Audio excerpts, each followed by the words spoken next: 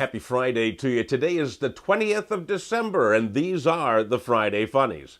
Well, for starters, today is the 7th day of Christmas, and if you're a traditionalist, you're probably out now shopping for 7 swans a-swimming. But if you would like some cost-cutting ideas for your 12 days of Christmas gifts, go to my blog this week, daleirvin.com/blog, and I think you'll find it amusing. That said, we are only 5 days away from Christmas, and I'm all ready. I am. Well, granted, I haven't started my shopping yet, and I haven't put up any decorations and haven't really bought a tree or sent out any Christmas cards, but I'm as ready as I'm going to get, because I'm giving everybody on my list a ticket for the Mega Millions lottery from last Tuesday. And I'm going to tell them that if those numbers would have hit, they'd be very, very wealthy right now. And we all know it's the thought that counts. I actually did put up some outdoor lights, too. I got this big red flashing light, and I put it on top of my car in the driveway and turned it on. And I'm amazed at how slow people go by my house now. And the jolly old fat man from up north is all ready for Christmas. You betcha Rob Ford is stocked up on cookies and crack, and he's looking for a ho-ho-ho. Oh, that said, in the spirit of Christmas, here are the warm and fuzzy stories in this week's Friday Funnies.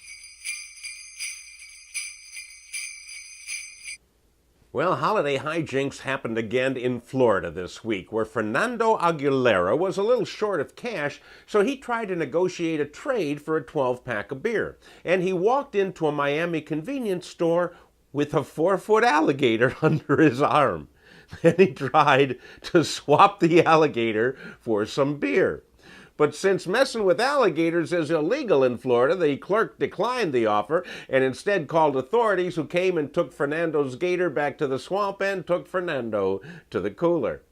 In unrelated alligator news, at the Cajun Gator restaurant in Port Huron, Michigan, they got an okay this week to hire Wally the alligator as a greeter. Wally's another 4-foot-long alligator, and he's going to greet guests and pose for pictures at the restaurant during the holidays. When all the hoopla dies down, of course, Wally will become the daily special.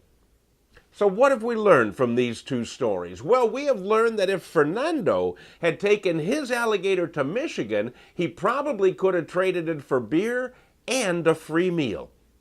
Location, location, location.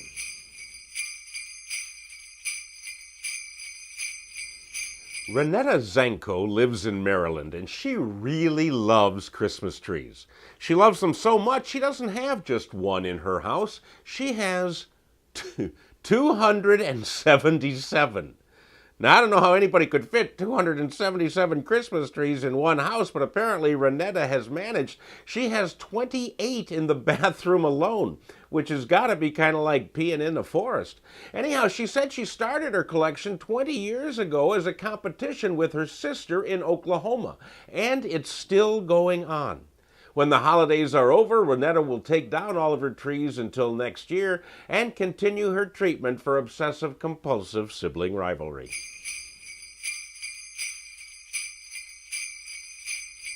Well, it's Christmas time everywhere, and on Prince Edward Island in Canada, Jeffrey Feehan was preparing for his holiday feast. He walked into a superstore in Charlottetown and gathered up chicken breasts, some steaks, some bacon, and promptly stuffed them all in his trousers. Now, as he was walking out, the unusual bulge was noticed by store employees, and Jeffrey was caught red-handed.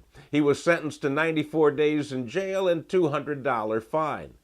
But this is where the story gets weird, is that the store, after they removed the groceries from Jeffrey's pants, they put them back and resold them again. Here's a little word to the wise: if you're doing your grocery shopping on Prince Edward Island, always make sure to ask if the chicken has been anywhere near the nuggets and if the bacon has been butt cured. Hey, that's it for this week, my friends. Please have a wonderful Christmas, and I will see you back here next Friday with a countdown for the new year.